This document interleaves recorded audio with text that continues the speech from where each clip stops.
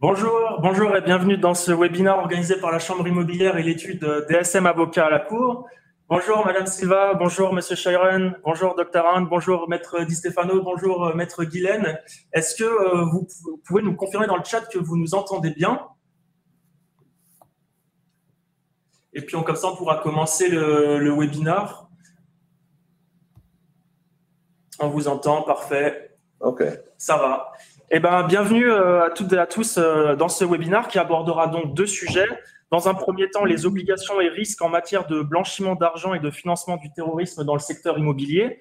Et puis après, la nouvelle académie de l'immobilier de la Chambre immobilière. Alors, moi, je vais rapidement vous présenter l'outil sur lequel vous êtes, les intervenants, l'organisation, et puis après, je laisserai la parole aux experts.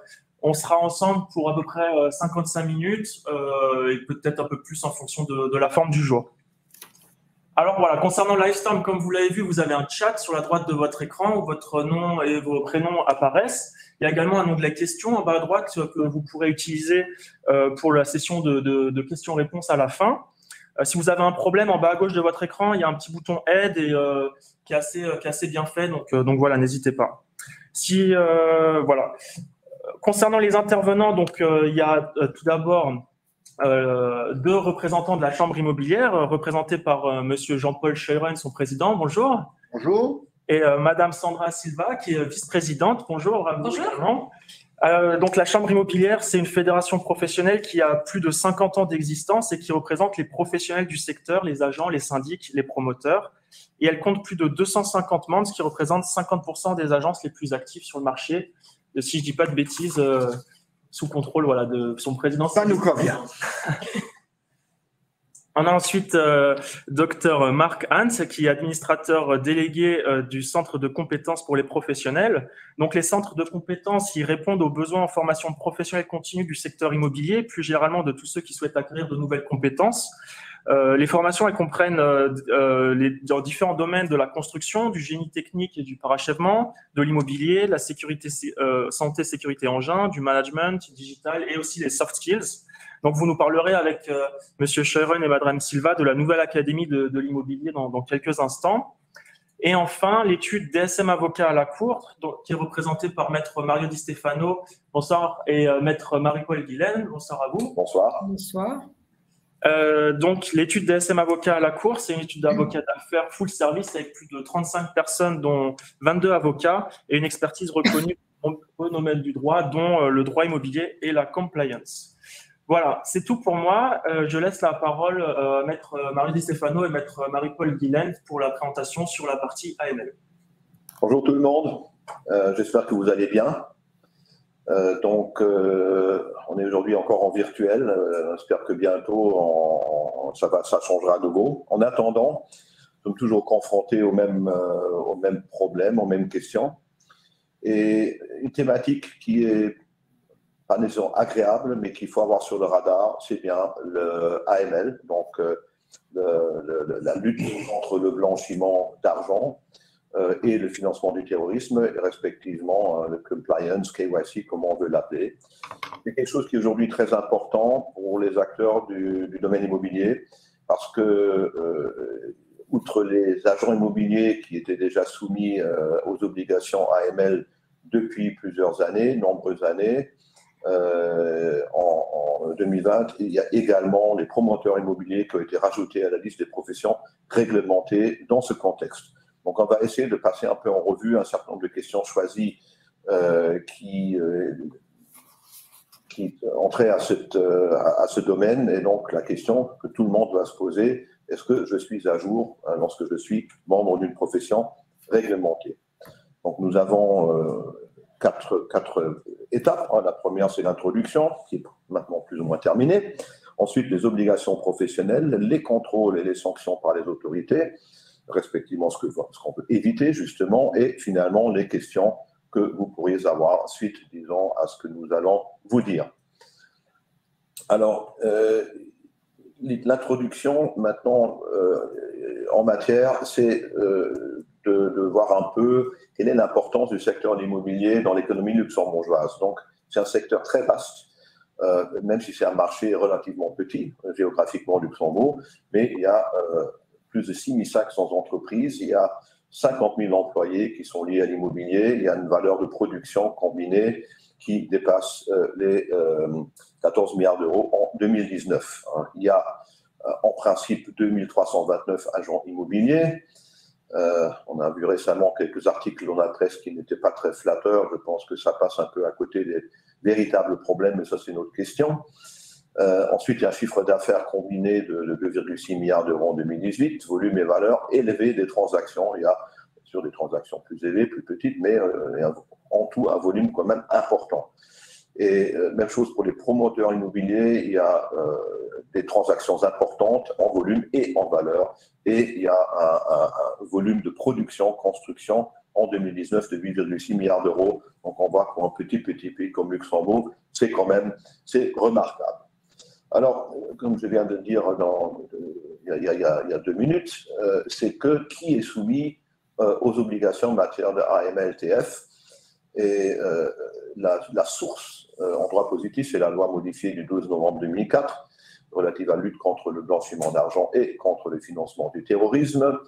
Et elle s'applique à un grand nombre de professions réglementées, également aux avocats, aux experts comptables, les banques, etc. Mais dans le secteur immobilier plus particulièrement, elle va s'appliquer aux agents immobiliers et aux promoteurs immobiliers. Les agents immobiliers, comme définition, ce sont des professionnels qui interviennent comme intermédiaires dans les opérations portant sur les biens immobiliers. Alors, en principe, l'agent immobilier, la définition de l'agent immobilier, on la retrouve dans la loi du 2 septembre 2011 sur l'accès aux professions d'artisans, de commerçants, d'industriels, ainsi qu'à certaines professions libérales. On l'appelle la loi 2011. Donc, attention, ce n'est pas parce que je n'ai pas d'autorisation, si j'agis en tant qu'agent immobilier de facto, ça ne veut pas dire que je ne suis pas soumis aux obligations AML. Donc, a priori, si je devrais avoir une autorisation, je tombe a priori sous la définition. Donc, les agents qui sont établis ou agissant au Luxembourg, ou aussi lorsqu'ils agissent en qualité d'intermédiaire pour la location de biens immeubles, mais uniquement pour les transactions avec un loyer mensuel dépassant les 10 000 euros. Bon, partons du principe que les agents, vu qu'en général, ils ne sont pas limités à des petites transactions de base, vont être tous soumis aux obligations en matière de AML-TF. Alors, les promoteurs immobiliers, c'est un peu la même chose. La définition se retrouve dans la loi de 2011, donc par rapport aux dotations d'établissement, mais ce n'est pas parce que j'en ai pas que nécessairement je suis affranchi. L'activité commerciale du promoteur consiste à faire procéder pour un prix convenu la réalisation d'un programme de construction ainsi que procéder ou à faire procéder à des opérations juridiques, administratives ou financières. Ce n'est pas l'entreprise de construction, l'entreprise générale, c'est bien le promoteur qui entreprend un programme de construction et de promotion. Donc, comme les agents, ils doivent être établis ou agissant au Luxembourg pour tomber sous la loi, et ils sont également visés lorsqu'ils agissent en leur qualité d'intermédiaire impliqués dans des opérations concernant l'achat ou la vente de biens immeubles. Alors, les agents immobiliers étaient déjà dans le bain depuis l'année 2004 et en 2020, plus précisément la loi du 25 mars 2020 a également inclus donc les promoteurs immobiliers, a également rajouté cette petite phrase par rapport aux opérations de location de biens immobiliers des agents et donc tout ça c'est relativement récent.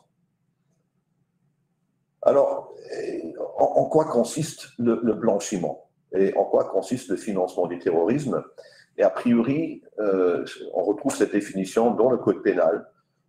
Et a priori, c'est le délit qui consiste à faciliter sciemment, par tout moyen, la justification mensongère, l'origine de revenus directs ou indirects de l'auteur d'un crime ou d'un délit tel que défini à l'article 506.1 du code pénal. Donc, aujourd'hui, le blanchiment, autrefois, on parlait toujours, le blanchiment, ça ne relève que des opérations de blanchiment de fonds qui proviennent du trafic de la drogue. Au début, c'était comme ça. Aujourd'hui, la définition du délai primaire, donc les infractions qui couvrent les délits primaires, c'est vraiment presque tout aujourd'hui. Donc, Et au niveau du financement du terrorisme, c'est un peu la même chose dans le but de financer des activités terroristes. Aujourd'hui également, il faut dire que sciemment, faciliter sciemment, ça veut dire quoi sciemment? Est-ce que ça veut uniquement dire, OK, je le fais, je le veux sciemment? Est-ce que ça comprend également des situations du moins c'est peut-être possible, mais à la limite, ça ne m'intéresse pas trop, hein, parce que ich nicht weiß, macht mich nicht heiß, je ne veux pas savoir. Ben, c'est ce qu'on appelle un dol éventuel, et a priori, c'est un dol également. Et si je pars du principe que ça pourrait être du blanchiment, mais que bon, quand même, je vais quand même pas ne pas le faire. Là, je suis quand même, j'ai un dol et je vais dans le bain. Alors, encore une fois, l'AML, les obligations AML, c'est la prévention du blanchiment. Et donc, je suis obligé de respecter ces obligations indépendamment de la question de savoir si vraiment il y a blanchiment ou pas. Ce sont des obligations, si vous voulez, administratives, objectives, qui sont indépendantes de toute opération réelle de blanchiment. Donc ici, il y a un petit schéma que vous pourrez regarder, qu'on a retiré d'une source officielle de l'OECD, qui explique un peu le mécanisme. Donc il y a une infraction de base, hein, infraction primaire qui peut être de la fraude fiscale, ça peut être un détournement de fonds, abus de biens sociaux, trafic de stupéfiants, corruption, pot de vin, etc. Donc il y a un peu tout. Aujourd'hui, tout est compris sauf les essais de vitesse. Ensuite, le but, c'est vraiment de transformer et transférer les produits de ces infractions dans le système financier, disons, normal, clean, et en dissimulant l'origine des fonds, et donc de leur conférer une apparence de légalité, et in fine, pour pouvoir les utiliser pour un avantage personnel, notamment pour acquérir des investissements, acquérir des immeubles, acquérir des voitures, des objets de luxe. Les obligations professionnelles. Alors, on a vu un peu le principe. Alors, quelles sont les obligations des professionnels? Alors, tout d'abord, il y a l'obligation de vigilance. Il y a l'obligation d'organisation interne, qui est un peu le cadre pour l'opération de vigilance. Et il y a l'obligation de coopération avec les autorités. Alors, l'obligation de vigilance, ça veut dire qu'il faut faire attention. La première chose pour faire attention, c'est de dire il faut déjà que je sache à qui j'ai affaire. Autrefois, la prévention AML, c'était surtout l'identification du client, du ministère économique, et ça s'arrêtait là. Hein. Je demande une copie du passeport et le reste, je m'en fous. Mais ça fait longtemps que ce n'est plus comme ça. Il ne suffit pas aujourd'hui d'identifier la contrepartie, le client ou le bénéficiaire économique. Il faut aller beaucoup plus loin, c'est-à-dire une évaluation des risques, donc ce qu'on appelle un risk-based assessment. On va vraiment vérifier est-ce que j'ai des risques de blanchiment par rapport à un certain nombre d'indices qui dépassent la simple identification du bénéficiaire et la vérification un peu de son background. Donc, bien sûr, il faut que j'identifie le bénéficiaire effectif d'une opération. Il faut que j'identifie, a priori, les autres personnes impliquées, y compris la contrepartie. Il faut que je comprenne la transaction. Hein, la compréhension de la transaction, je dois comprendre, est-ce que ça fait du sens? Est-ce que économiquement, est-ce que juridiquement, c'est quelque chose qui fait du sens, qui rentre dans le marché?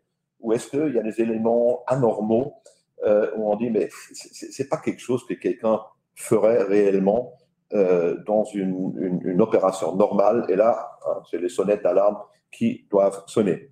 Ensuite, bien sûr, je dois documenter ma vigilance pour pouvoir, en cas de contrôle, par exemple par les administrations ou par les autorités, pour que je puisse justifier d'avoir respecté les obligations à ma charge. Alors, tout d'abord, bien sûr, l'identification du client, je dois la faire de sources fiables et indépendantes. Alors, dans la pratique, les situations où quelqu'un va vous donner un faux passeport, elles sont relativement rares. Mais, encore une fois, même ça arrive. Hein. Donc, de temps à autre, vous avez des gens qui n'hésitent pas à venir avec des documents falsifiés ou de vous présenter peut-être un document d'identité de quelqu'un d'autre. Ensuite, a priori, la vérification doit avoir lieu avant l'entrée en relation, hein, pas 3 mois après, pas 6 mois après. Même si vous êtes dans la situation où vous remarquez qu'il vous manque un document par rapport à un dossier ou un client, il vaut mieux à ce moment-là quand même de compléter votre dossier que de le laisser dans l'état.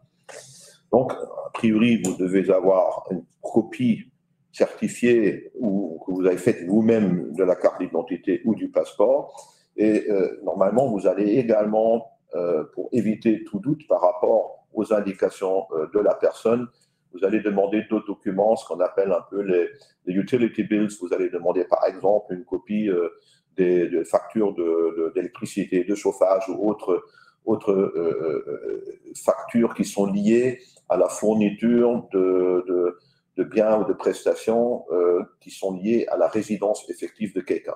Ça vous permet de vérifier est-ce que la personne est effectivement originaire, effectivement résidente à l'endroit où elle prétend l'être. Ensuite, la vérification va normalement être effectuée par le professionnel lui-même. Hein, c'est ce qu'on appelle une relation d'affaires face à face.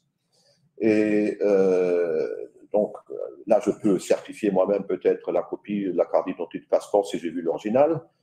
Je vais indiquer la date d'entrée en relation d'affaires. Et puis, il y a également un responsable KYC ou CO ayant pouvoir de signature pour le professionnel qui va confirmer cette vérification.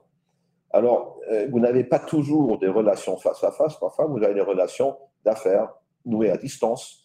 Et à ce moment-là, les documents remis par les clients doivent être normalement certifiés par une autorité publique, donc un notaire, la police, une ambassade ou une autre autorité qui a qualité pour le faire. Et normalement, vous allez quand même vérifier qu'il est encore en cours de validité et que la date d'émission de cette copie certifiée ne dépasse pas les 3 mois. Alors, il y a également les mandataires qui représentent un client qu'il faut, le cas échéant, identifier. Alors, primo, il faut vérifier l'identité. Ensuite, il faut vérifier le pouvoir d'agir. Ça, ce n'est pas uniquement pour les questions d'AML, mais c'est également pour les questions généralement de responsabilité contractuelle. C'est bien de vérifier que la personne qui prétend avoir un pouvoir de représentation l'a réellement. On va éviter les pépins. Et donc, alors, le mandataire, il peut avoir un mandat social, il peut être gérant, administrateur ou administrateur d'une société. Il peut avoir un mandat judiciaire, c'est-à-dire un peu liquidateur, il peut être curateur, il peut avoir un mandataire administrateur ad hoc, nommé par un tribunal. Il peut être mandataire sur base d'une procuration ou d'une lettre d'émission. Donc, il y a plusieurs cas de figure qui peuvent se présenter. Alors, encore une fois, ensuite, en cas d'intervention d'un mandataire, par exemple pour une société, je dois également regarder la personne morale en tant que telle, mais aussi le bénéficiaire effectif de la personne morale.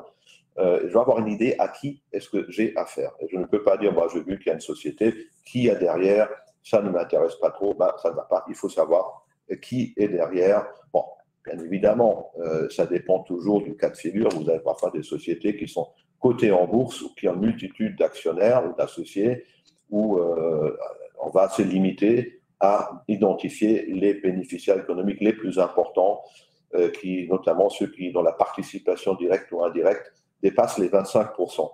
Sans vouloir rentrer dans les détails, la loi prévoit quand même une multitude d'autres situations où il faut identifier des intervenants, notamment lorsque des personnes agissent de concert, lorsqu'ils font partie d'un même groupe, etc.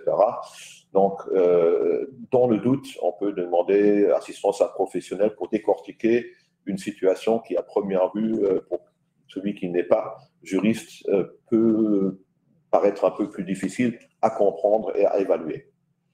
Alors, pour les personnes morales, et ça, encore une fois, c'est quelque chose, ce sont des précautions qui évitent pas mal de problèmes, pas uniquement pour l'AML, mais en tant qu'avocat, on a comme régulièrement des dossiers où les gens viennent avec des contrats ou avec des problèmes, avec une contrepartie qui n'est pas clairement définie. Et tout à coup, on va se poser la question, mais en fait, c'est qui a signé, c'est quoi cette société, elle vient d'où? Donc, je dirais toujours, la première chose, c'est d'identifier, bien sûr, le nom de la société, sa forme sociale, Et ensuite, le registre de commerce, donc le numéro du registre de commerce ou du registre dans lequel il est inscrit, plus le registre en tant que tel, c'est un peu l'empreinte digitale d'une société.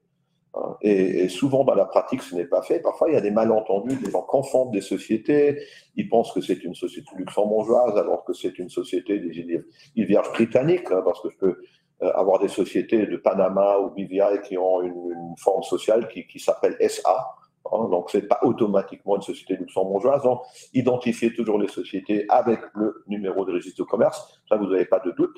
Et d'ailleurs, vous avez des obligations dans les contrats qui découlent de la loi luxembourgeoise sur les sociétés commerciales d'inclure dans tout document émanant de la société, que ce soit l'entête ou les contrats, un certain nombre d'indications par rapport à la société. Si vous ne le faites pas, il y a en principe le risque que les personnes qui signent pour cette société avec des informations incomplètes, que ces personnes puissent encourir une responsabilité personnelle.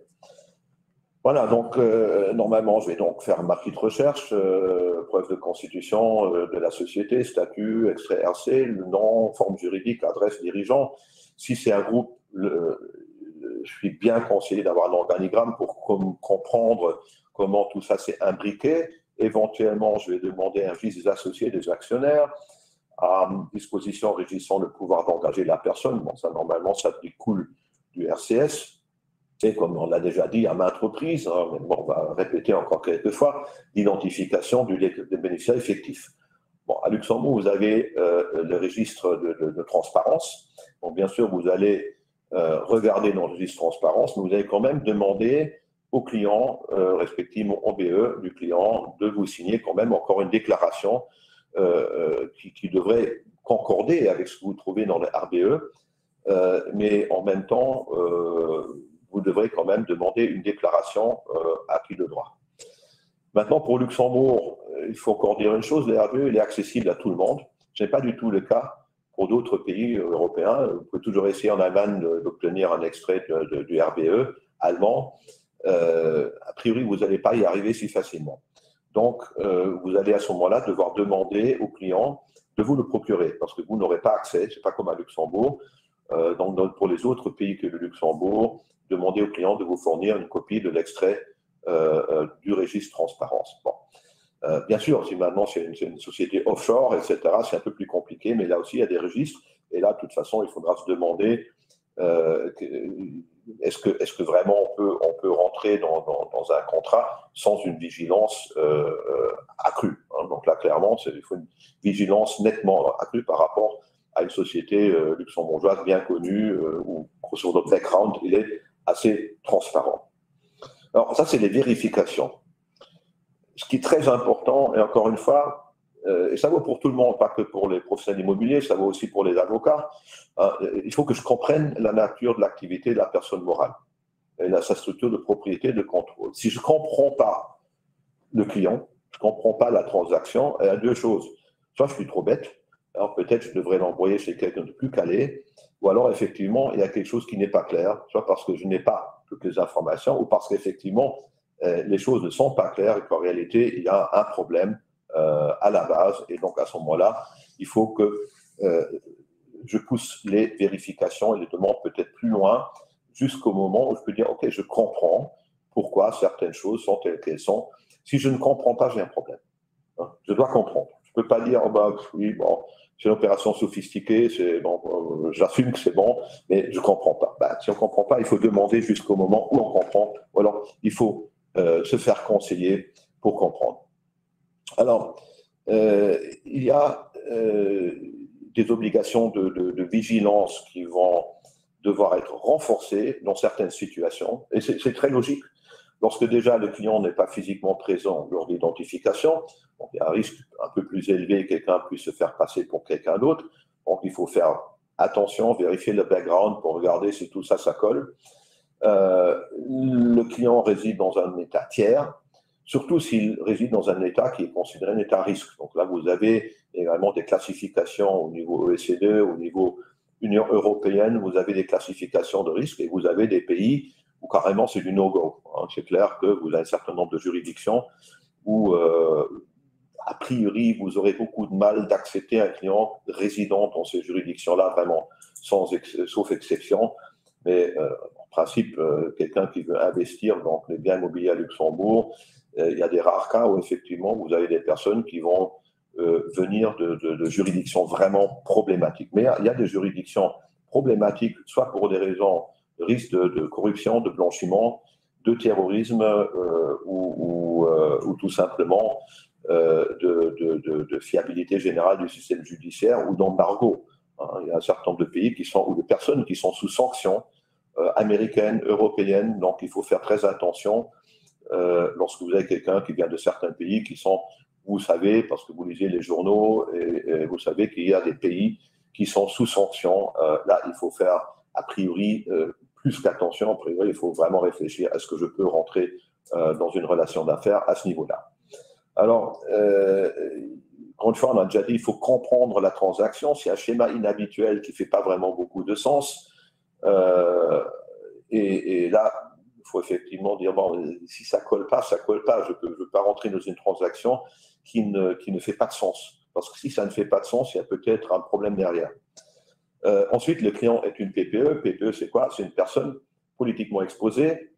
On rappelle en anglais, donc ça veut dire quelqu'un qui a des fonctions politiques, notamment en cas classique, il y a quelqu'un qui vient, qui a été ministre dans un État XY, qui théoriquement avait un revenu plus ou moins normal et qui veut acheter un bien à 50 millions, qui ne colle pas avec, disons, sa structuration de revenus. Là, effectivement, il y a un risque élevé par rapport à toutes les personnes qui sont politiquement exposées, où il faut vraiment opérer une vigilance renforcée. Et ça ne veut pas dire que vous ne pouvez pas entrer en relation d'affaires avec des personnes politiquement exposées, mais il faut faire davantage attention à ce que vraiment les sources de revenus soient bien claires et que notamment ça ne puisse pas provenir soit de corruption ou alors de quelqu'un qui a un peu allègrement délesté le coffre-fort de l'État.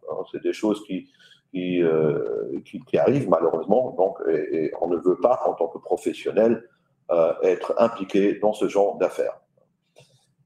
Alors, il faut aussi comprendre la structure légale du client, notamment par rapport à des structures un peu moins habituelles pour notre pays, comme par exemple des trusts. Il faut comprendre comment ça fonctionne.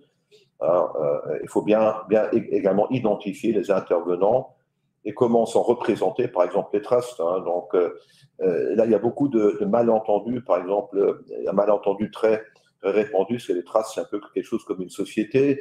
Donc, on va dire, voilà, le trust Intel ayant son siège social représenté par… Non, le trust n'est pas une société, ce n'est pas quelque chose qui a une personnalité morale. Le trust est simplement un patrimoine d'affectation. Donc, je rentre en affaire avec un trust, il faut que j'identifie les parties concernées, donc le trustee, le bénéficiaire, le settlor, les autres intervenants comme des vérificateurs qui seraient mis en place pour vérifier l'opération du trustee, les commissaires, etc. Et encore une fois, le trust n'est pas une société représentée par, mais un trust, il agit. C'est son trustee qui dit « je suis signé un tel agissant en tant que trustee du trust un tel ». En général, les trustees anglo-saxons, c'est des sociétés de capitaux qui agissent en nom propre en indiquant qu'elles agissent pour le compte d'un trust. Mais le trust n'existe pas juridiquement comme personne morale. Donc, je le dis parce que ça, c'est un problème classique où même des juristes se plantent régulièrement. Et vu que ça arrive quand même souvent, je voulais le souligner encore une fois, au risque de vous ennuyer un peu avec ça, avec cette petite technicité. Vous n'allez pas non plus avoir des traces comme investisseur ou comme client tous les jours. Alors, souvent, et c'est peut-être moins maintenant pour les agents immobiliers à Luxembourg, mais pour d'autres professionnels, il pose souvent la question, est-ce que je peux recourir à des tiers pour l'identification du client et du BE? Donc, j'ai quelqu'un qui m'envoie un correspondant à l'étranger, qui m'envoie quelqu'un. Donc, je peux effectivement, si l'autre personne est également une profession réglementée qui est soumise à des obligations au moins comparables à celles que nous avons à Luxembourg en matière de KYC, AML, je peux éventuellement me reposer sur une collecte de documents et de données qui est effectuée donc, de cet autre professionnel. Par contre, je garde la responsabilité. Donc, je dois faire très attention.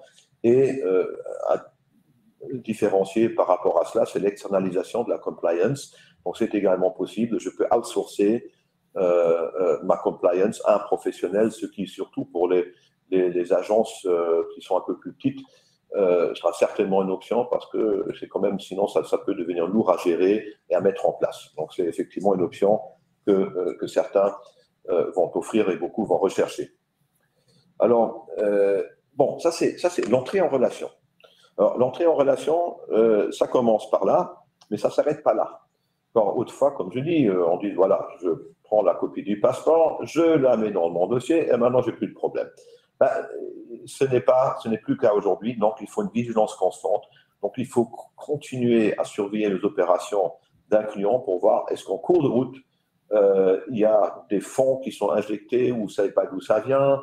Est-ce que vous avez d'autres signes, disons, d'indices de blanchiment, comme l'implication de comptes bancaires dans des pays tiers, de juridictions un peu plus complexes, respectivement, lorsque, encore une fois, vous ne comprenez pas trop pourquoi tout à coup il y a intervention d'une telle personne ou d'une telle entité. Donc, cette obligation de vigilance est une obligation continue, il ne faut pas l'oublier. Donc, il faut repasser en revue au fur et à mesure les dossiers et également, disons, la relation client. Hein. Donc, ce que je dois faire au début, je dois le faire en cours de route. Hein, et un peu, si vous regardez les critères, c'est un peu la même chose que ce qu'on a vu au début. Et il faudra également tenir à jour les documents KYC, la copie du passeport. Lorsque je constate qui a expiré le passeport, je vais demander une nouvelle copie d'un passeport, une carte d'identité qui est en vigueur. Je dois tout conserver, même après la fin de la relation d'affaires. Je dois garder encore pendant 5 ans, pendant toute la relation d'affaires, puis au moins pendant 5 ans, je vais le conserver dans mes dossiers. Donc ça, c'est très important. Encore une fois, c'est toujours cette analyse de risque. Est-ce que j'identifie un risque de blanchiment? Est-ce qu'il y a des choses que je ne comprends pas, qui sont inhabituelles ou bizarres? Donc voilà un peu pour l'organisation, pour la vigilance plutôt.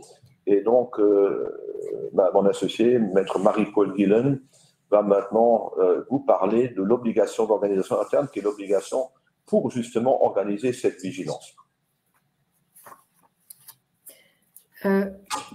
Merci Mario.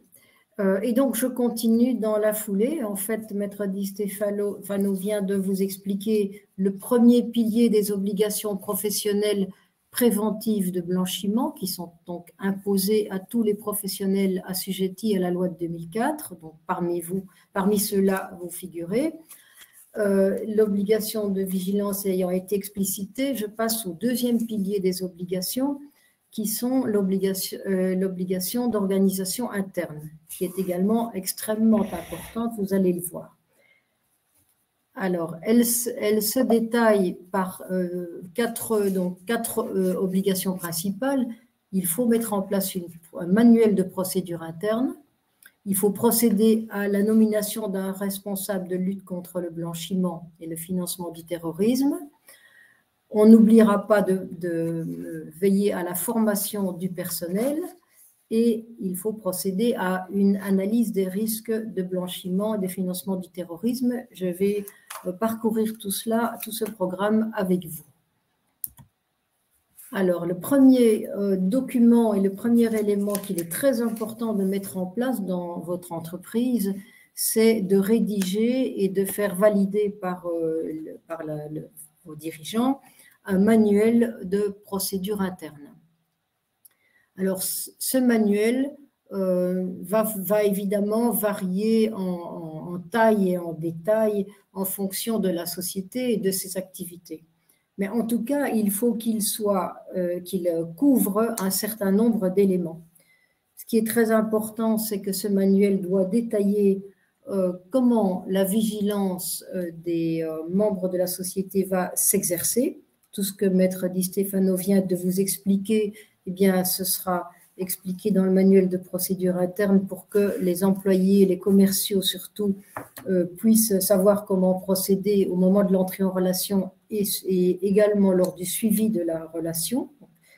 Ensuite, le manuel décrira quels sont les contrôles qui doivent être effectués et quand, ce qu'on vient de vous expliquer également en fonction de du risque qu'on a pu détecter dans chaque relation contractuelle.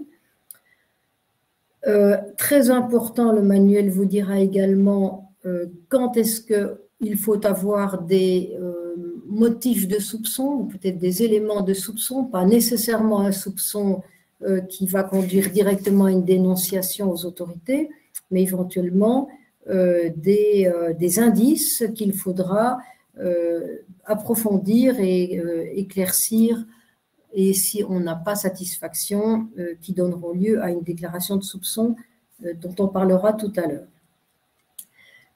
Le manuel décrira également le rôle, la désignation et le rôle du responsable anti-blanchiment au sein de l'entreprise, éventuellement la nomination d'un compliance officer plein temps ou temps partiel, nous y reviendrons, la participation à des formations et la description de comment procéder à l'analyse de l'évaluation du risque, et pour cela, comment collecter ou identifier les éléments de risque qui sont à la base de la nouvelle relation que vous allez envisager. Alors, votre manuel de procédure, je vous conseille d'y ajouter quelques formulaires très utiles qui seront utilisés par les commerciaux, et le formulaire le plus important est le formulaire d'entrée en relation qui va aider le commercial à remplir les cases, si vous voulez, notamment concernant l'identification du client, tous les éléments d'identification, que ce soit pour une personne physique ou une personne morale, comme on vient de vous l'expliquer, et l'identification de la nature de la relation, de son objet, de sa durée, et un certain nombre d'éléments de base qui permettront après de faire le suivi de la relation d'une façon bien étoffée, bien éclairée. C'est très important. À côté du formulaire d'identification du client et d'entrée en relation, je vous conseille également de mettre en place un formulaire de déclaration de bénéficiaire effectif qui sera également utilisé par vos clients et par les bénéficiaires effectifs des clients pour simplement compléter les cases, et comme ça, vous serez certain que le document que vous recevrez dûment complété et signé correspond à vos besoins. Vous trouverez d'ailleurs ce type de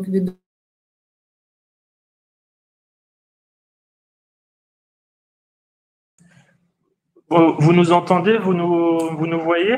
On a perdu Marie-Paul, du coup. Oui, voilà, bah, peut-être, Mario, vous vouliez prendre déjà 2-3 questions en attendant que Marie-Paul peut-être se reconnecte.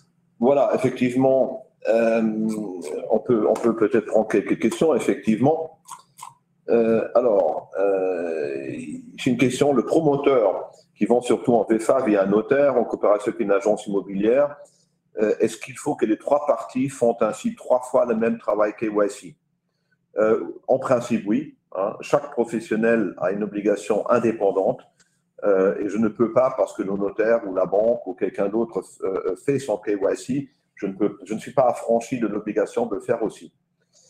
Je peux, le cas échéant, comme on l'avait vu tout à l'heure, je peux me reposer, le cas échéant, sur des documents qui ont été pris, des copies, par exemple, passeport, qui ont été pris par un autre professionnel, et je peux me le faire donner, mais je reste quand même responsable moi-même de mon KYC. Donc, il n'y a pas de centralisation du KYC. Autre question, est-ce que le client bénéficie du secret professionnel devant le blanchiment d'argent? Non. Au contraire, et ça on verra lorsqu'on a récupéré Maître Guilen. Ah, Marie-Paul est là? Oui, je suis là.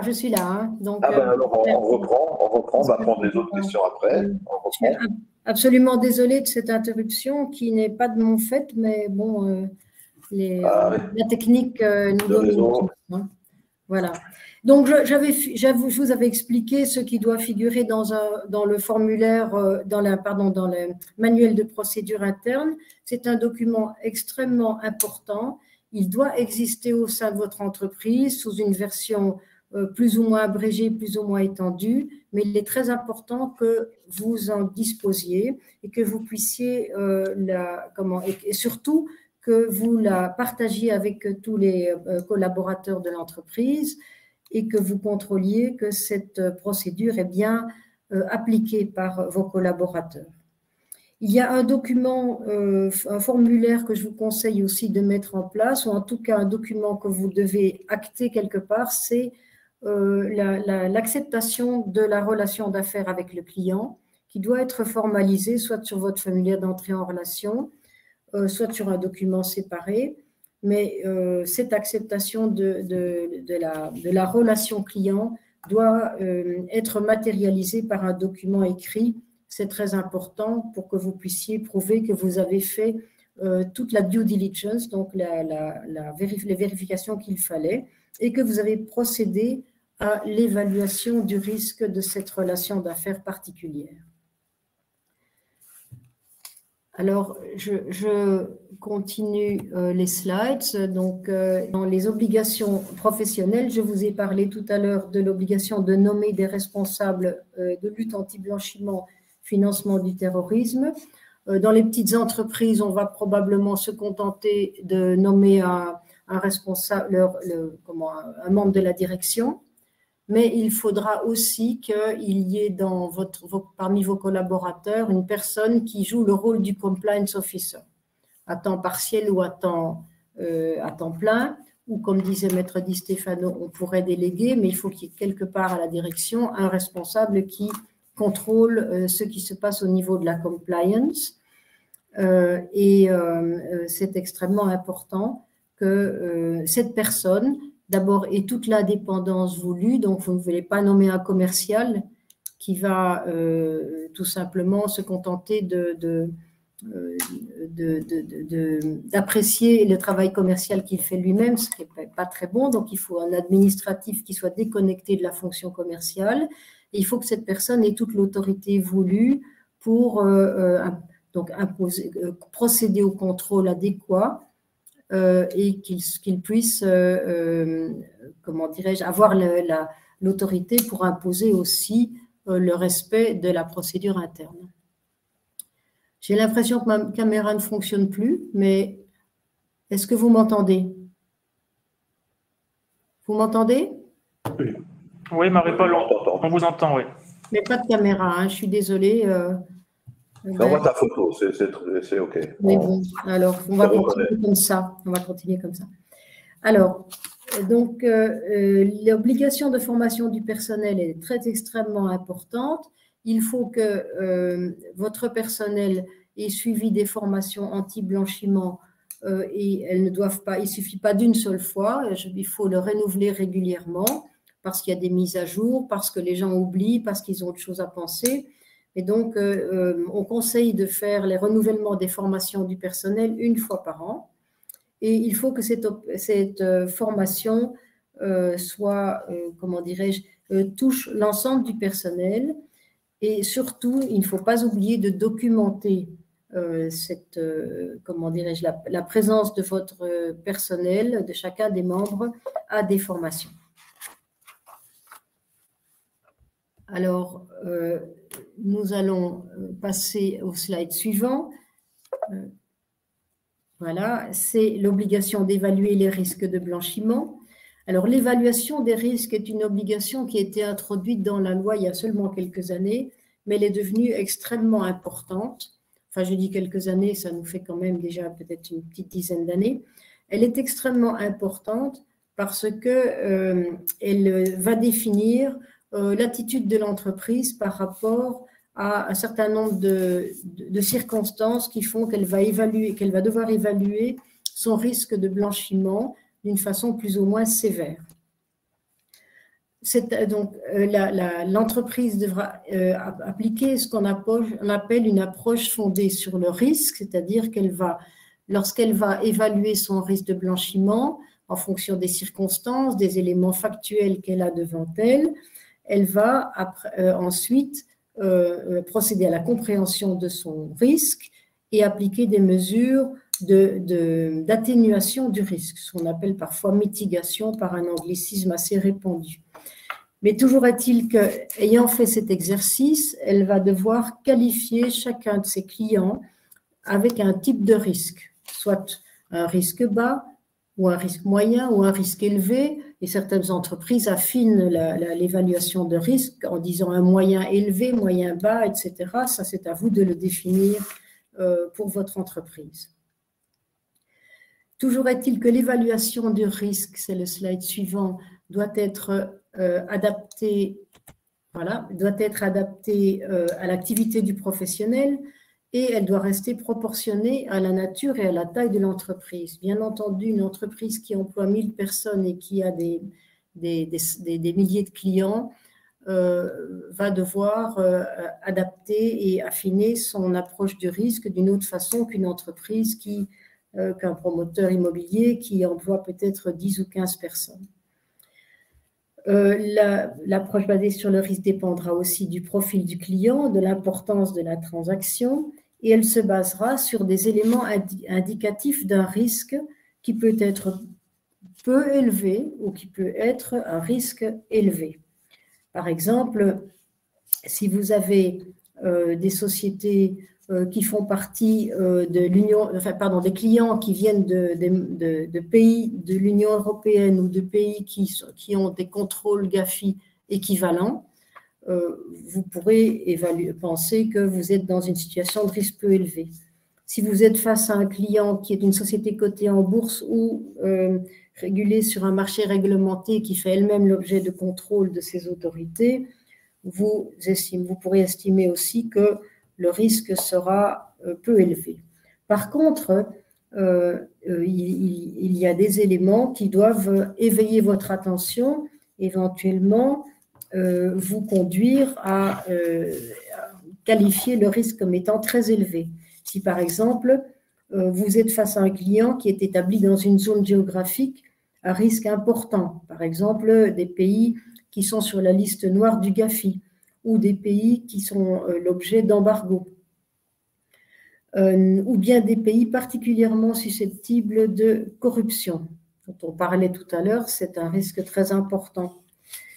Si on se trouve en face d'une structure juridique ou d'une société dont l'actionnariat favorise l'anonymité, ou la structure juridique est opaque, et vous avez du mal à vous y retrouver, savoir qui est le vrai contrôleur de la société et qui est son bénéficiaire effectif.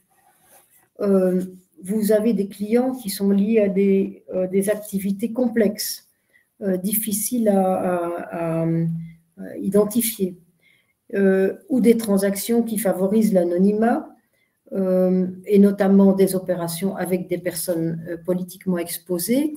On vient de vous expliquer comment définir cela. Eh bien, il faudra envisager une évaluation du risque qui sera à un niveau supérieur que le risque bas. Et si le risque est très important, mais que vous décidez quand même d'accepter le client, vous pouvez aussi dire que vous ne voulez pas l'accepter, mais si vous l'acceptez, mais que vous voyez qu'il y a un risque important, vous allez mettre un risque élevé, ce qui vous conduira à procéder à des contrôles plus importants, à exiger un dossier beaucoup mieux documenté, à vérifier les documents, leur exactitude, leur authenticité, et à procéder à des réévaluations du risque à période beaucoup plus rapprochée que si vous êtes en face d'un client à risque très bas. Donc voilà, la qualification et l'évaluation du risque est très importante pour le comportement à venir, mais aussi pour pouvoir après évaluer ce que vous avez, le client que vous avez accepté et les comportements que vous avez acceptés, mais sous la condition d'exercer un contrôle très, très rapproché. Alors, les activités que vous développez dans votre profession, qui sont les professions de l'immobilier, sont qualifiées par un document qu'on appelle l'évaluation nationale du risque qui date du 15 septembre 2020 et qui est en fait l'opinion des autorités ou l'évaluation des autorités sur la qualification des risques par activité. Et le secteur de l'immobilier a été qualifié par cette évaluation nationale, c'est un document émis par le gouvernement. Vous voyez qu'on a fait un extrait ici. Les agents et promoteurs immobiliers, leur activité qualifiée de risque élevé, et toutes les autres activités immobilières également.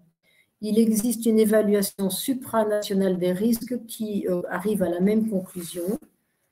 Il faut savoir qu'au Luxembourg, le document national dit pourquoi le risque de l'immobilier apparaît comme un risque inhérent élevé.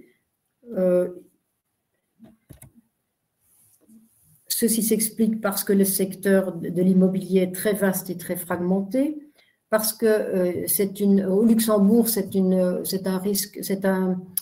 activité qui a une très grande valeur proportionnelle du PIB du Luxembourg, et en général, on arrive souvent à des volumes et valeurs élevées de transactions.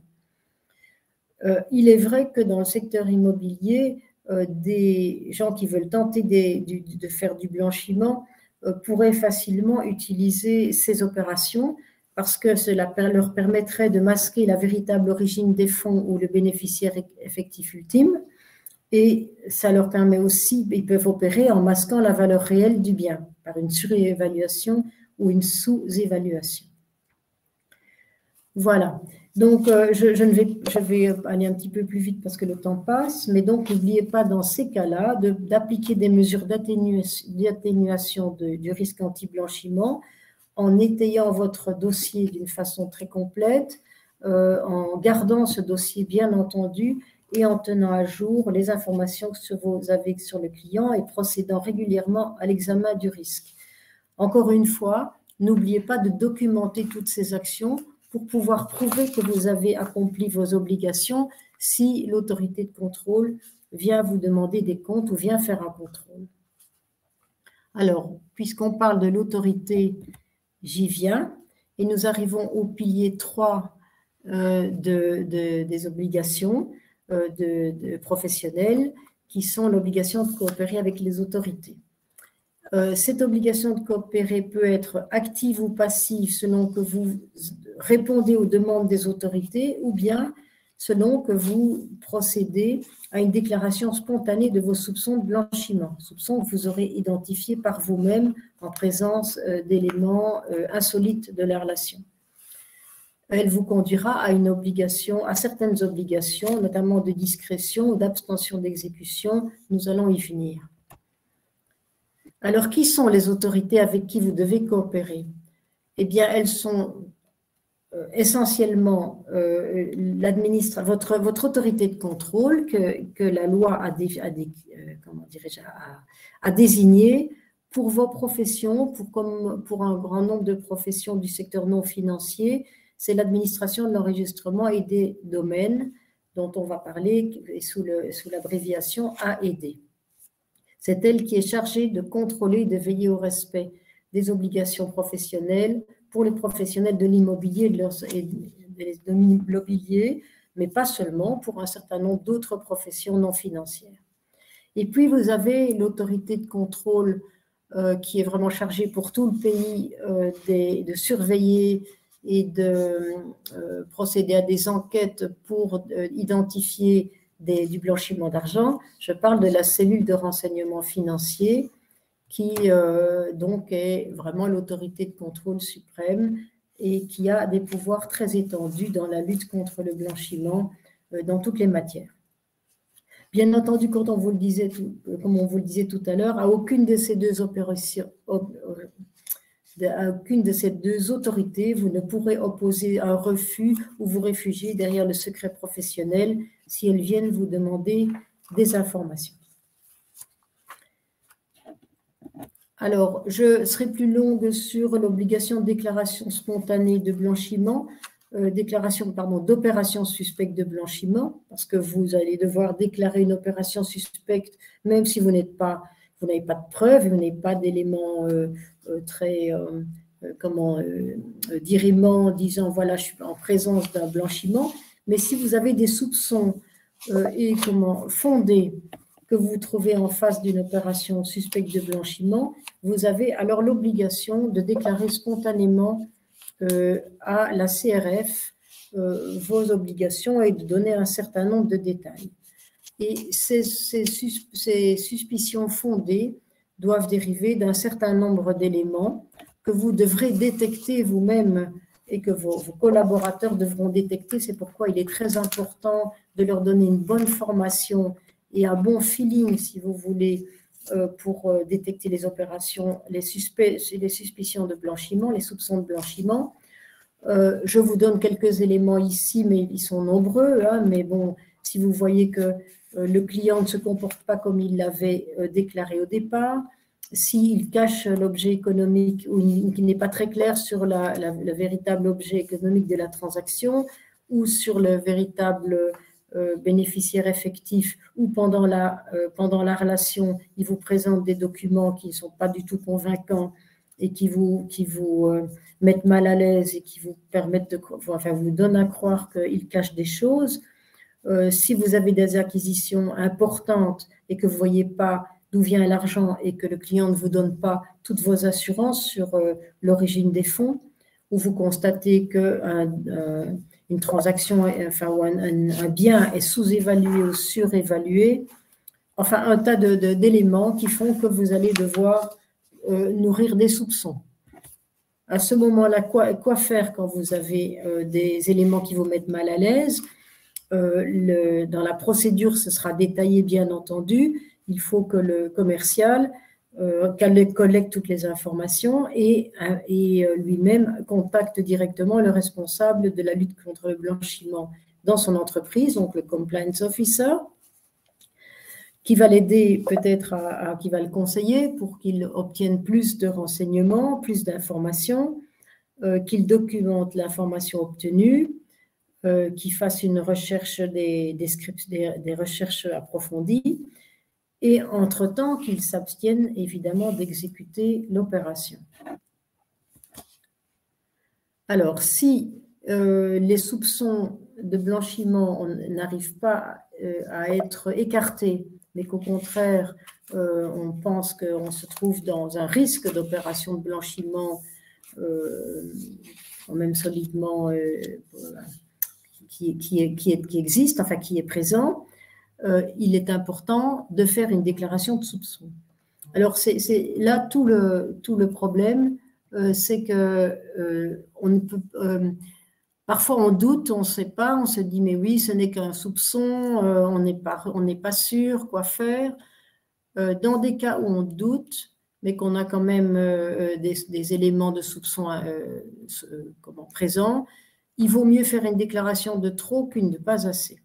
Parce que si vous omettez de faire une déclaration de soupçon dans une situation où vous avez des éléments présents, vous risquez de vous retrouver après à devoir répondre aux interrogations de votre autorité de contrôle, éventuellement du procureur.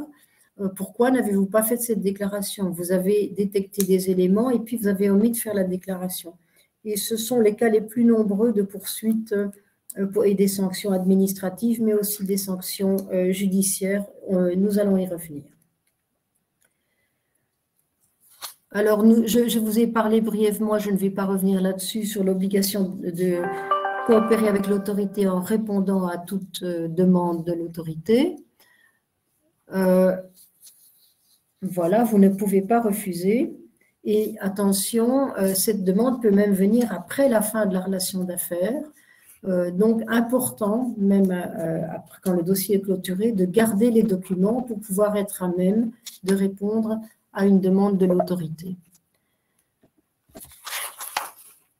Alors, nous arrivons maintenant, nous avons parcouru tout le domaine des obligations professionnelles préventives du blanchiment et quelles sont les sanctions et quels sont les contrôles des autorités si ces obligations ne sont pas respectées.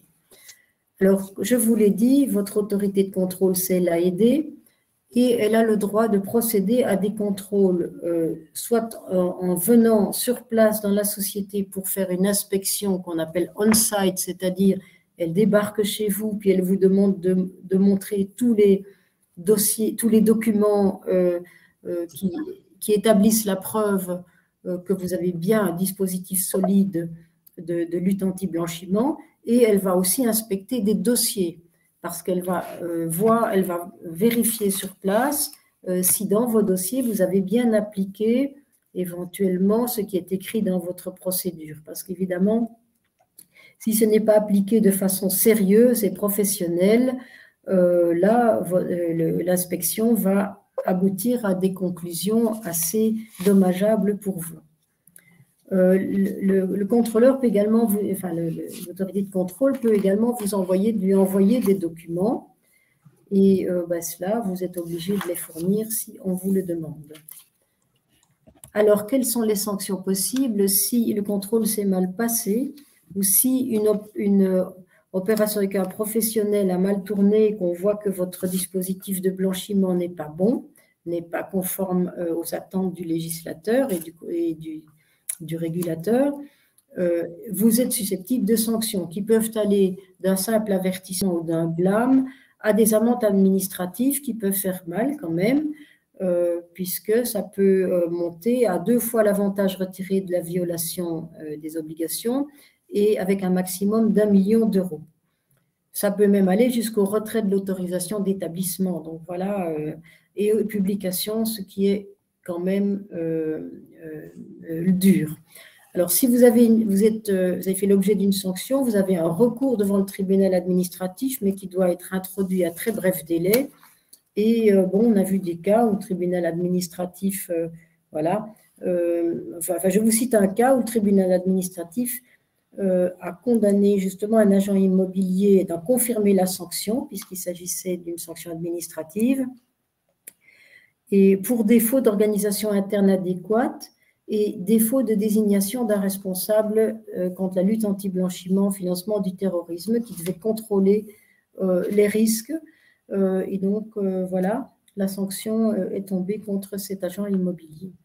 Il s'agit d'une décision du tribunal qui remonte à 2015, mais nous pouvons lire dans les rapports de l'AED qu'en 2019, l'AED a accompli 82 inspections sur site, donc elle a visité vos confrères, ou peut-être elle est venue chez vous, et elle a émis 58 amendes pour un montant total de 622 750 €, ce qui nous fait une moyenne d'amende de 10 600 €.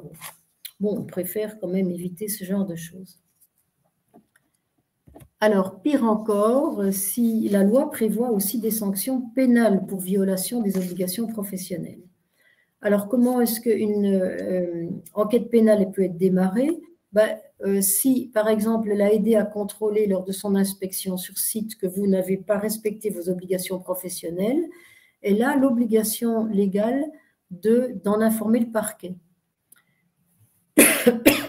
Alors, le parquet décidera ou non d'ouvrir une enquête suivant la gravité des éléments et peut-être la bonne volonté ou pas que vous avez mise à réparer votre système, ou à rétablir votre système interne de lutte anti-blanchiment.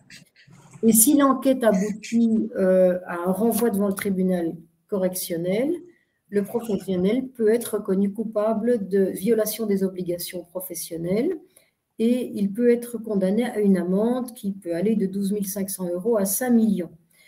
S'il s'agit d'une personne morale, à la fois la personne morale et une personne physique comme un dirigeant responsable peut être condamnée, et on a vu des cas.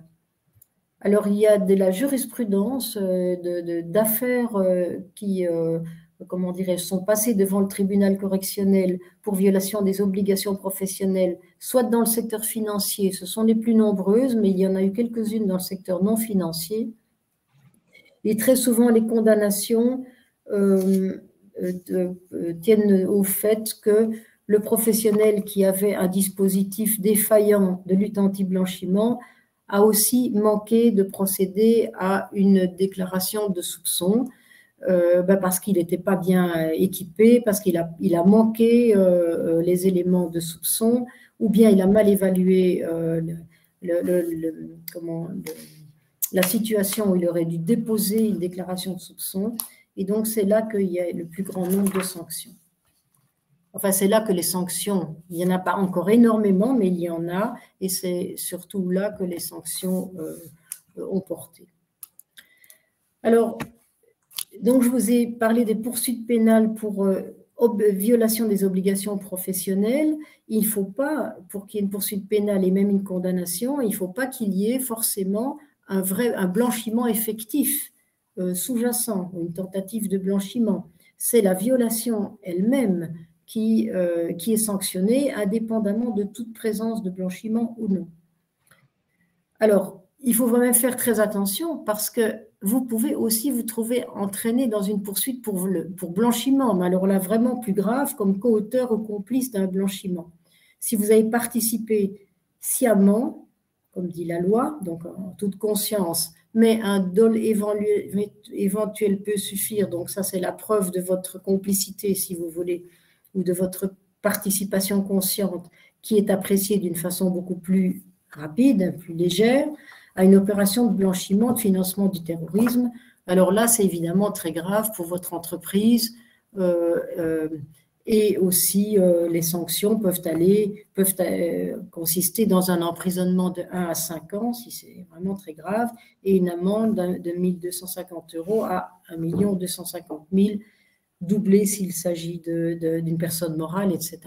Donc, vous voyez que ça peut être extrêmement grave. Donc, vous devez vous prémunir, vous préserver aux deux niveaux, c'est-à-dire surtout pas être entraîné contre votre volonté, j'espère, à une opération de blanchiment, malgré vous, sans avoir pris les précautions qu'il fallait.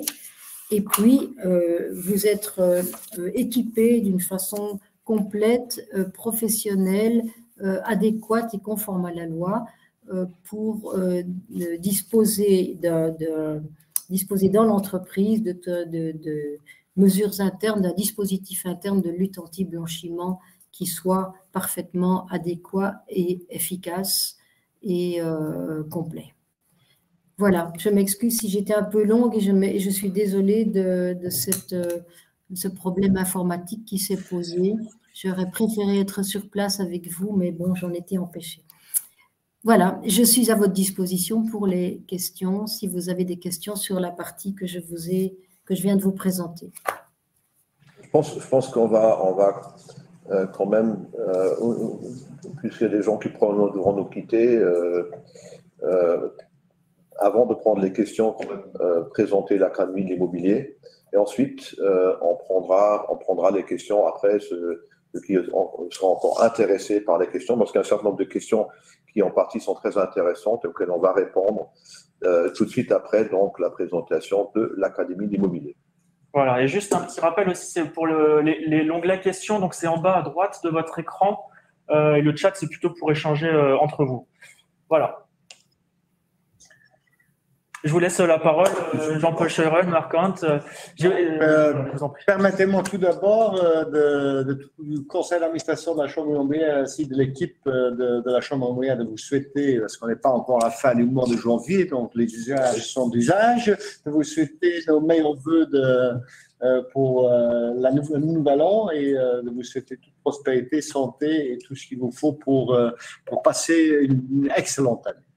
Nous avons entendu aujourd'hui beaucoup de contraintes que nous avons au niveau de cette législation. C'est une législation effectivement qui nous préoccupe depuis un certain temps, mais je tiens à vous signaler que c'est effectivement les contrôles sont très fréquents et comme vous avez vu, les sanctions sont extrêmement élevées. C'est quand on voit que la moyenne, c'est au-delà de 10 000 € l'amende. On sait que ça peut tenir à très peu de choses. Ça peut être le manque de signature sur les cartes d'identité. Donc, si vous recevez une carte d'identité, celui qui voit la personne doit la signer. Ça peut être, bon, évidemment, si on n'a pas du tout de procédure, ça on a des cas où, évidemment, l'amende va être plus lourde. Mais ça peut aussi être le nouveau outil de risque, d'analyse de risque. Donc, il ne faut pas seulement connaître son client, mais il faut présenter une analyse de risque concrète. Donc, c'est des sujets qui nous préoccupent, mais sur lesquels on travaille aussi. Nous voyons ce qui se passe beaucoup sur le marché, c'est beaucoup de digitalisation qui vont nous aider à répondre à toutes les questions. Donc, on voit d'un côté les contrôles qui sont faits, on voit de l'autre côté une législation qui s'adapte régulièrement. Et nous voyons beaucoup de solutions digitales qui sont en train de se mettre en place. Et comme vous le savez, nous, la Chambre immobilière, avec Vivi notamment, avons mis sur notre carte que nous voulons agir sur la digitalisation et vous accompagner là-dedans. Donc, n'hésitez pas à poser vos questions aussi à la Chambre immobilière, où nous disposons notamment de différents documents qui peuvent vous être mis à disposition pour cette question, pour vous préparer, ou bien vous préparer vos dossiers d'anti-blanchiment. Donc, je n'étais pas aujourd'hui ici pour parler de l'anti-blanchiment. Je crois que nous avons eu une très bonne présentation de la complexité aussi de la matière. Nous sommes aujourd'hui ici pour vous présenter avec Marc-Anne l'Académie immobilière. C'est un dossier que nous préparons de longue date. Nous avons commencé à nous immixer dans la formation avec le BTS il y a déjà 3 ou 4 années où on a lancé le BTS immobilier. Mais notre objectif final, c'était toujours de pouvoir, pour le secteur, faire de la formation continue, adaptée au secteur et suivant les vraies demandes du secteur. Donc, une formation qu'on puisse suivre selon les besoins qui se fonctionnaient, mais aussi selon les besoins des métiers. Parce que nos métiers sont compliqués, nos métiers changent beaucoup et il était à notre avis extrêmement important de faire une approche structurée de la formation d'où la création de l'Académie de l'immobilier à la fin de l'année dernière. Il faut dire qu'à la base de l'Académie de l'immobilier, il y a ce qu'on appelle un contrat intraprofessionnel. Donc, c'est un contrat de formation qui est signé avec les syndicats. Ce n'est pas une convention collective, pour ceux qui se posent la question. C'est une sorte spéciale de convention collective qui règle certains sujets, notamment la formation professionnelle. Un des sujets intéressants là-dedans, c'est que cette convention peut être déclarée d'obligation générale. Et donc, nous aurons une mission en tant que Chambre immobilière ensemble avec les syndicats d'organiser la formation continue dans le secteur pour l'ensemble des acteurs du secteur et non seulement les membres de la Chambre immobilière, mais c'est une convention qui va s'appliquer à l'ensemble des acteurs du secteur qui, évidemment, auront aussi accès à notre Académie de l'immobilier que Marc-Anne va vous présenter plus en détail directement maintenant. Donc, je ne veux pas vous retenir plus longtemps. Donc, Marc, merci de nous présenter l'Académie. Merci aussi. Bonjour tout le monde. Donc, Marc-Anne, je suis l'administrateur délégué des centres de compétences de l'artisanat du Luxembourg. C'est une aventure qui a commencé en 2016 déjà par la création de 2 centres de compétences, l'un pour le génie technique du bâtiment et l'autre pour le parachèvement. Leur particularité, c'est qu'ils sont construits autour d'une conception plus globale qui s'inscrit dans le cadre européen des certifications, c'est-à-dire nous avons créé un système qui est plus ou moins homogène et qui est analogue pour tous les métiers qui sont concernés dans le secteur de l'artisanat. Il y en a 40. Depuis 7 ans, on a formé dans nos locaux à Batembourg récemment plus que 32 000 personnes dans les différents métiers, aussi à différents niveaux de métiers. Et nous avons organisé depuis lors 7 200 sessions de formation dans nos locaux. C'est quand même beaucoup et ça ne risque d'augmenter. Le modèle a été reçu avec beaucoup de succès. Notamment, nous avons pu créer entre-temps aussi un centre de compétences dans la capitale des Cap-Verts, à Praia. C'est également un bâtiment qui a été financé par le Lux Development du Luxembourg. Et nous avons imité le même modèle là-bas qu'ici. À Luxembourg, le modèle a été repris également par la House of Automobile, qui sont les garagistes. Il a été repris par la Fédération Hair Beauty Tattoo. Donc, nous faisons également un centre de compétences pour les tatoueurs luxembourgeois. Et nous formons également, dans le cadre de la Security Industry Training Center, nous avons formé 2000 spécialistes du gardiennage à Luxembourg sur les méthodes de gardiennage.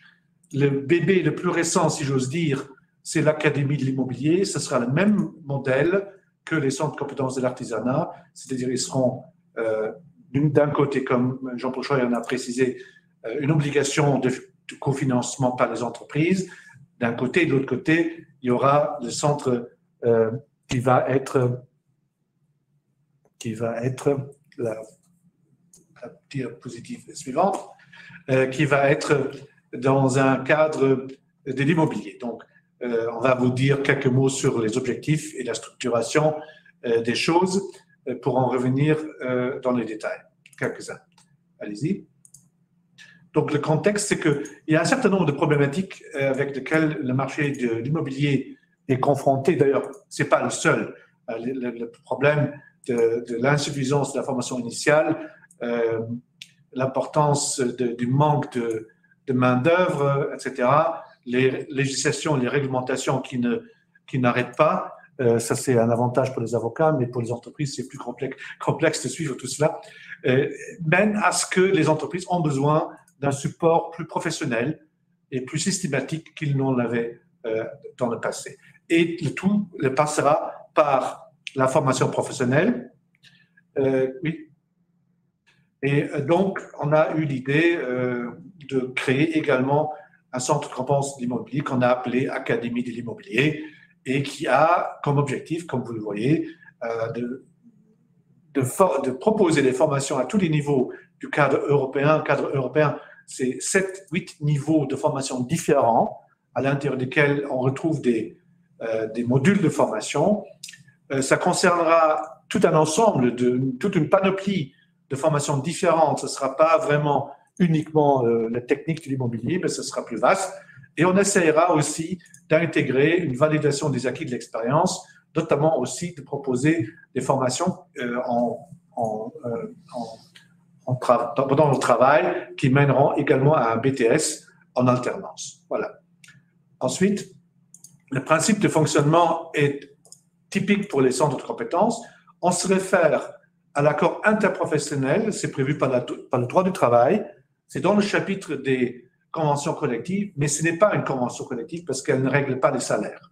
Elle règle seulement 3 aspects, dont le temps de travail et la formation notamment. Donc, nous avons signé cet accord professionnel au mois de novembre de l'année passée, le patronat représenté par la Chambre immobilière avec le salariat représenté par l'OGBL et le LCGB. Et la particularité, c'est que à partir de la signature et à partir de la déclaration comme obligatoire, les entreprises du secteur de l'immobilier seront contraintes à contribuer au financement de la formation professionnelle du secteur à titre de 0,5% de leur masse salariale qui sera alors à verser dans un fonds de formation. Il ne faut pas maintenant s'effrayer, 0,5%, ce n'est pas beaucoup. En France, c'est entre 1 et 1,2%. La moyenne au Luxembourg d'investissement dans la formation est de 2,3%. Donc, et dans les banques et dans les systèmes financiers, cette participation au pourcentage de la masse salariale augmente jusqu'à 7-8%. Donc, ce n'est pas énorme, mais quand même, c'est un certain coût. Bien évidemment, en contrepartie, les entreprises qui sont obligées à payer cette cotisation auront pour leurs salariés, je précise, pour leurs salariés, des formations gratuites. C'est-à-dire ils peuvent inscrire leur personnel dans ces formations et elles seront gratuites pour la société qui les inscrit. Nous avons dû passer toute une démarche entre la création, entre l'idée, les objectifs de la cotisation, les négociations. Ça prend du temps de mettre en place un système comme celui-là. Oui. Et nous avons donc signé, ça c'est le plus important. Et pour l'instant, nous avons créé des entités, et on en fait 2. Une société, l'Académie de l'immobilier, se forme d'un groupement d'intérêt. Le GIE GIE, pardon. Oui. Et une ASBL qui gère les finances. Ça, c'est pour des raisons fiscales et des raisons de TVA. Nous avons fait la demande d'un règlement grand-ducal. Nous attendons les avis des chambres professionnelles ainsi que du Conseil d'État. Et dès que c'est passé, ce règlement grand-ducal sera de vigueur. Vous voyez ici les signataires de l'accord interprofessionnel, dont Mme Silva, ici présente, de M. Scheuer du côté du patronat, ainsi que les représentants des syndicats. Et vous voyez ici en haut à droite l'extrait du chapitre 5 du droit du travail qui précise la base légale.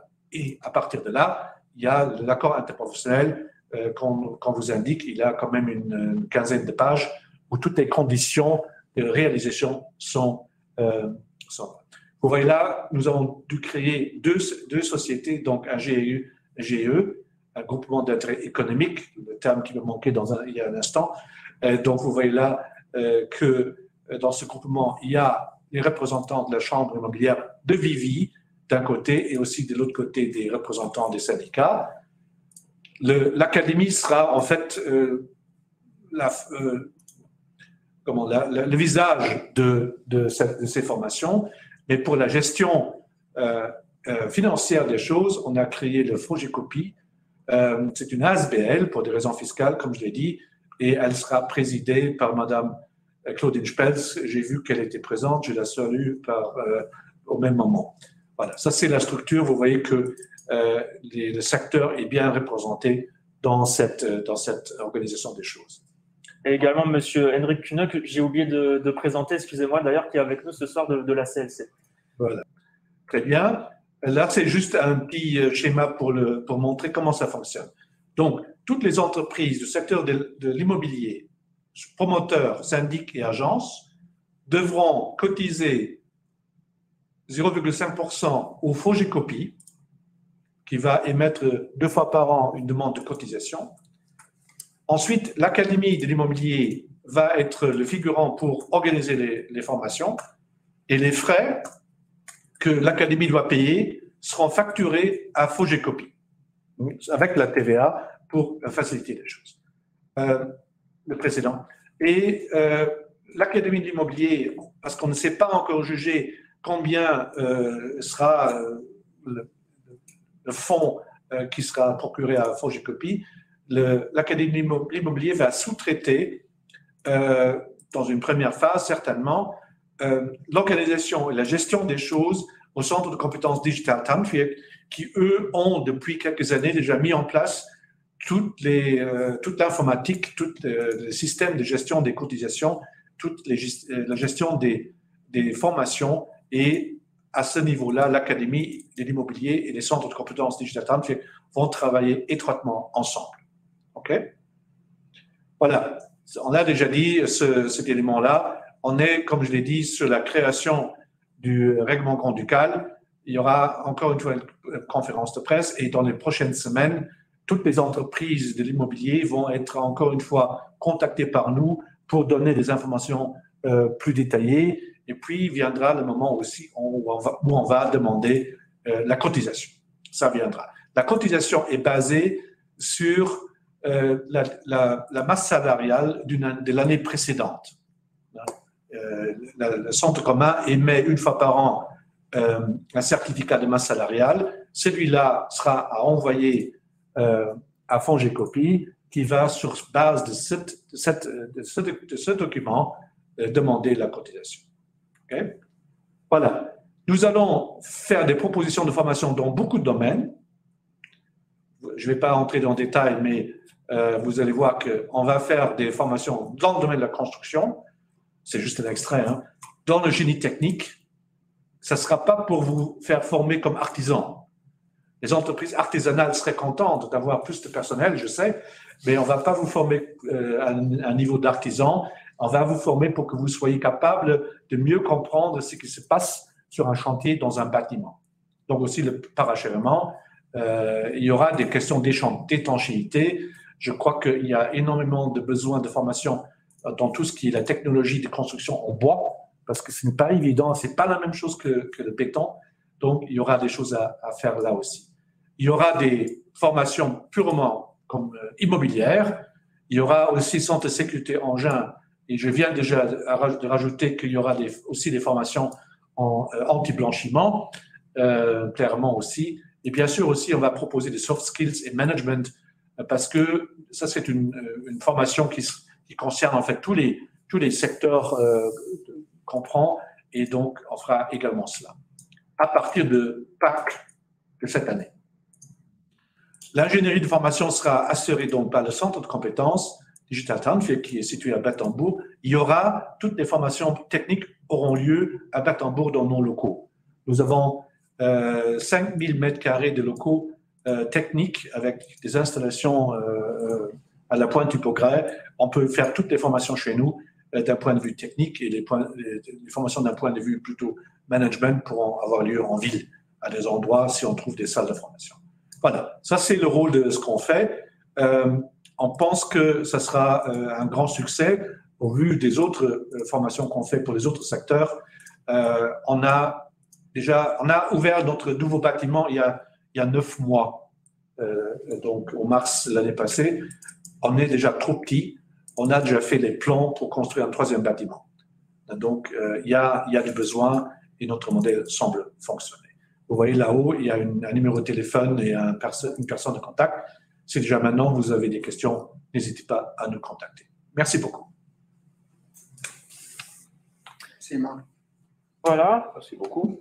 On peut passer à la session du coup de Q&A. Merci pour votre attention. Si vous avez des questions, voilà, vous avez l'onglet questions en bas à droite de votre écran. On en a déjà quelques-unes. Alors, je vais... Oui, alors il y a une qu'on avait déjà brièvement approchée, c'est donc est-ce que si j'ai plus intervenants, donc banquier, notaire, agent, promoteur, est-ce que à ce moment-là, tout le monde doit faire du KYC? Oui. Chacun est responsable de son KYC indépendamment des autres. Maintenant, si on veut faire confiance à un autre intervenant qui est soumis aux mêmes obligations pour, par exemple, recueillir des copies de documents qu'on va ensuite partager, c'est possible, mais encore une fois, chacun garde sa propre responsabilité. Ensuite, question un peu curieuse, est-ce que le client bénéficie du secret professionnel devant le blanchiment d'argent? Alors Marie-Paul, qu'est-ce que tu en penses? Ben, on l'a déjà répondu 2 fois, hein, donc non, Voilà.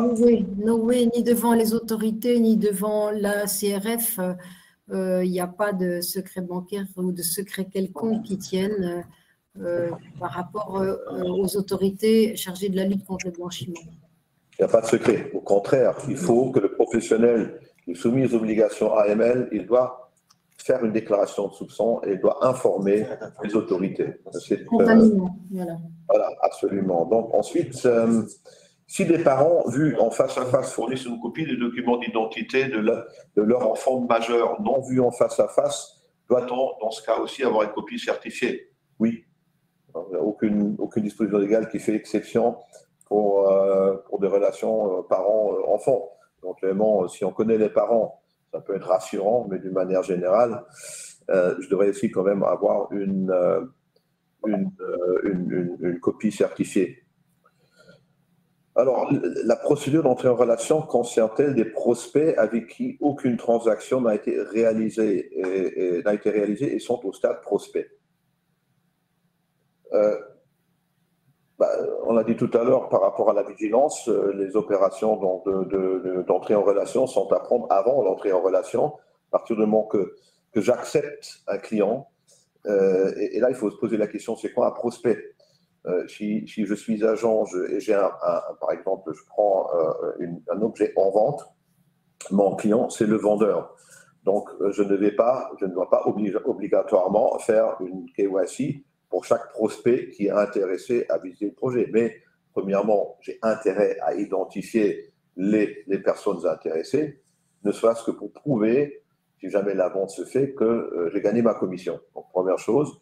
Et deuxième chose, à partir du moment qu'effectivement quelqu'un veut conclure la transaction, dès que ça se concrétise au plus tard, même si ma relation d'affaires est avec le client, c'est celui qui va me payer ma commission, à partir du moment que j'ai un prospect sérieux, je dois rentrer dans le risk-based assessment, donc je dois effectivement me poser la question, c'est qui et l'argent vient d'où?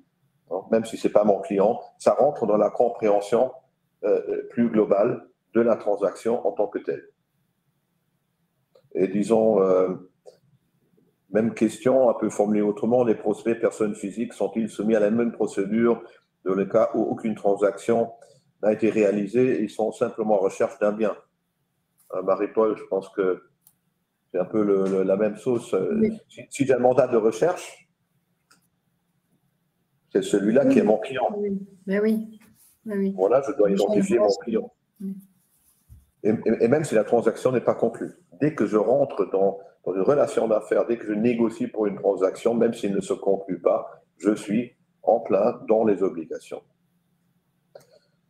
Pour une personne physique, si elle déclare une profession dans le formulaire, doit-on documenter son activité, par exemple par un CV? Marie-Paul, donc.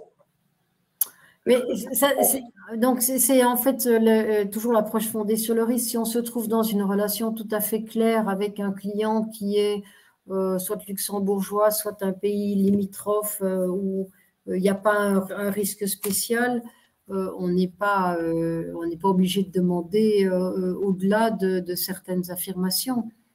Et ça dépend aussi du montant de la transaction. Si voilà, quelqu'un se déclare chômeur mais va acheter un bâtiment qui va coûter 1 million d'euros, là on doit se poser des questions. Donc c'est moins la profession elle-même que la cohérence des éléments, des informations qui sont données par le client.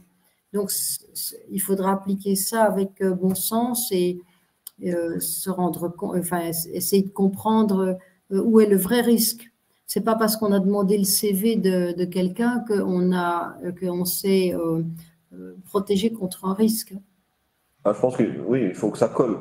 Hein, si quelqu'un qui dit qu'il a une profession qui ne permet pas d'expliquer le volume ou l'origine des fonds pour une transaction déterminée, il faut éventuellement que je vérifie ses antécédents professionnels, est-ce qu'il a hérité, donc il faut effectivement que la transaction soit en phase avec ce qui paraissent être les possibilités financières du potentiel acquéreur. Et là, la prochaine question, effectivement, rentre un peu dans le même ordre d'idée. Quel est le risque de blanchiment ou d'origine des fonds pour le vendeur d'une transaction immobilière, étant donné qu'il reçoit les fonds de l'acheteur? Alors, c'est toujours un peu la même logique. Si mon client est le vendeur, dans un premier temps, je dois me poser la question qui est mon client et éventuellement, je vais me poser la question d'où viennent les fonds avec lesquels il a acheté ou financé le bien. Voilà, quand même une petite compréhension, ça vient d'où? L'acheteur qui veut revendre un bien qu'il a acquis moins cher il y a 2 semaines, c'est autre chose que la famille qui est en détention d'un bien immobilier depuis 25 ans. Donc, c'est 2 choses complètement différentes. Et lorsque je représente le vendeur, encore une fois, ça ne peut pas m'être égal d'où vient l'argent de l'acheteur et qui l'acheteur, parce que justement, l'opération de blanchiment peut provenir de l'acheteur, même si le client, c'est le vendeur. Donc, je dois regarder l'ensemble de la transaction. Et la question qui va plus loin ici, c'est de dire, mais quel est le risque de blanchiment pour le vendeur qui va recevoir les fonds de la transaction qui auront été vérifiés? Alors, le vendeur, s'il n'est pas membre d'une profession réglementée et s'il n'agit pas dans ce contexte-là, alors le vendeur promoteur, c'est clair, lui, il devra faire son KYC, sans aucun doute, y compris les autres intervenants comme le notaire et l'agent. Alors, est-ce que le vendeur privé qui vend un bien, est-ce que lui, il doit faire un KYC? A priori, non. Il n'est pas soumis aux obligations KYC parce qu'il n'est pas membre d'une profession réglementée. De toute façon, mais les autres intervenants, comme le notaire, par exemple, devront le faire. Mais le privé qui sait ou qui devrait savoir, et ça n'intéresse pas, qu'en réalité, l'argent pour le prix de vente provient d'une infraction, parce que, par exemple, c'est très bien que l'acheteur, il a détourné cet argent dans une société dans laquelle il œuvrait. Là, ce n'est plus une question de violation des obligations AML. Là, ça peut être carrément du blanchiment. Et c'est d'autres sanctions nettement plus lourdes. Donc, le vendeur privé qui est confronté à un acquéreur pas clair ou louche, il court des risques, non pas au niveau AML, mais il court des risques au niveau blanchiment. Donc, il a également un intérêt de savoir à qui il a affaire. Après, une question pour les slides. Oui, vous recevrez les slides de l'étude DSM sur la présentation blanchiment et également du coup sur la partie de l'Académie de l'immobilier. Vous recevrez ça peut-être demain, après-demain, dans les prochains jours. Alors, autre question, une particulière, une SCI qui achète un bien. est-il tenu à des obligations AML s'il n'y a pas d'agent intermédiaire? On a déjà répondu à ça. Seule nuance, c'est que là, il y a une SCI. Bon, l'SCI est une société de personnes qui n'a pas d'obligation, a priori, qui n'a pas d'obligation AML. Même réponse, a priori non, mais on a quand même intérêt à comprendre d'où vient l'argent. Ensuite, après, il y a une question par rapport au calcul de la cotisation. Sur quelle base la cotisation sera-t-elle calculée pour une agence qui n'a pas de salariés, c'est-à-dire 2 associés rémunérés sur base d'avance sur dividendes et dividendes? Elle ne sera pas. C'est-à-dire, parce que dans ce cas-là, le certificat de masse salariale sera 0. Et donc, on va faire une cotisation sur 0. Parce qu'on ne peut pas légalement demander une cotisation pour cela. Par contre, si une société comme celle-là souhaite envoyer ses associés dans la formation, alors le centre académie ne va pas les accepter. Par contre, on réfléchit sur une façon de s'inscrire volontairement. Ça existe déjà aussi auprès des autres centres de compétences. Il y a des entreprises qui volontairement cotisent chez nous pour pouvoir participer aux formations. On va développer un modèle similaire. Mais dans ce cas-là, il n'y a pas d'obligation. Voilà, Mario, où est-ce que vous voulez prendre encore une ou deux questions peut-être? Alors, un membre de l'AED est-il présent à cette réunion? Je ne sais pas. Si on a un, merci de nous le dire, mais a priori, je ne sais pas. J'en ai pas connaissance. Hein, donc, Il y a une question sur sous quelle forme on va recevoir l'attestation de participation. Ça, il faut qu'on vous revienne, mais a priori, je crois que ça sera par email. C'est ce qu'on fait habituellement pour les gens qui sont inscrits, qui ont un taux de participation qui est suffisamment élevé. Et si vous êtes à plusieurs à regarder la formation et que vous êtes inscrit avec un seul compte, du coup, on ne peut pas envoyer à toutes les personnes parce qu'on n'a pas l'information. Donc voilà. Alors, autre question, Marie-Paul, la relation avec les clients est-elle complètement gelée pendant que le dossier est à la CRF?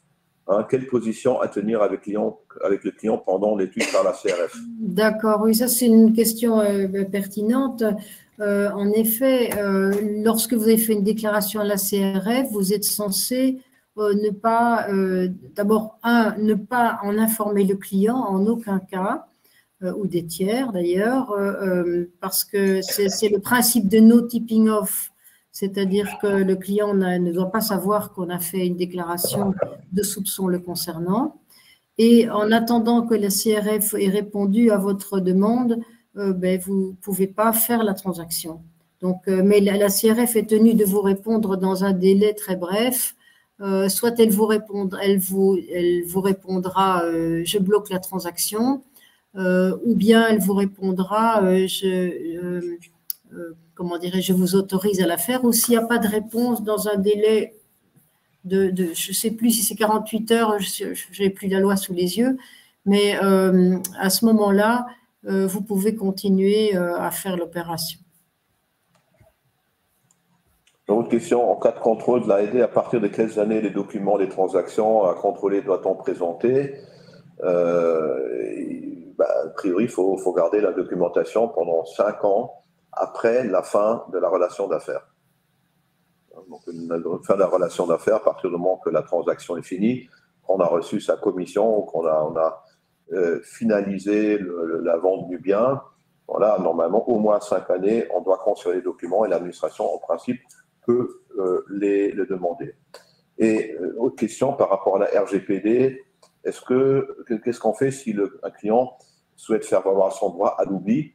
Donc, est-ce qu'on est obligé de supprimer les informations? Non, parce que dans ce cas-là, vous avez une obligation de conservation qui, à notre avis, est donc opposable au souhait du client de son droit à l'oubli. Donc, ce droit à l'oubli ne pourra pas se superposer à une situation où j'ai une obligation légale de conservation. Alors, il y a une autre question ici, Jean-Paul.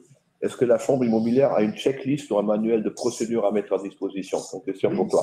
C'est ce que j'ai dit avant. Adressez-vous à la Chambre immobilière ou vous regardez dans Sur notre site internet, vous avez en fait dans la rubrique des documents réservés aux membres, vous avez une checklist aussi des manuels procédures qui est mise à disposition et aussi des checklists pour les clients pour le KYC et l'analyse. Mais on travaille encore sur une nouvelle version parce qu'on pense qu'on peut encore améliorer ce qu'on a sur place, mais ceci vous aidera déjà à mettre ça en place. Le mieux, c'est évidemment aussi d'appeler le secrétaire de vous faire assister. Si vous avez un contrôle, vous pouvez aussi vous adresser à la chambre immobilière. Elle va essayer de vous aider au mieux pour bien être préparé au contrôle et éviter évidemment les sanctions. Voilà, sur ces mots, je pense qu'on a fait un peu le tour de la question. Il y a quelques autres questions, mais bon, si vous avez encore des questions, bien sûr, on pourra encore y répondre en off ou un autre jour. Mais là, je pense que tout le monde a déjà vu la fin de journée bien méritée. Hein. Il est 7h moins le quart. Donc, merci beaucoup pour votre patience, votre attention. Désolé pour le petit glitch technique, mais c'est indépendant de notre volonté. Nous ne maîtrisons pas les raisons de télécommunication. Et donc, on était content de vous avoir avec nous. J'espère que ce petit webinaire vous aura peut-être appris des choses, sinon rafraîchi certaines connaissances qui s'étaient quelque peu enfouies quelque part. Et donc, nous vous souhaitons une très bonne fin de journée et à la prochaine. Merci. À la prochaine. Au revoir.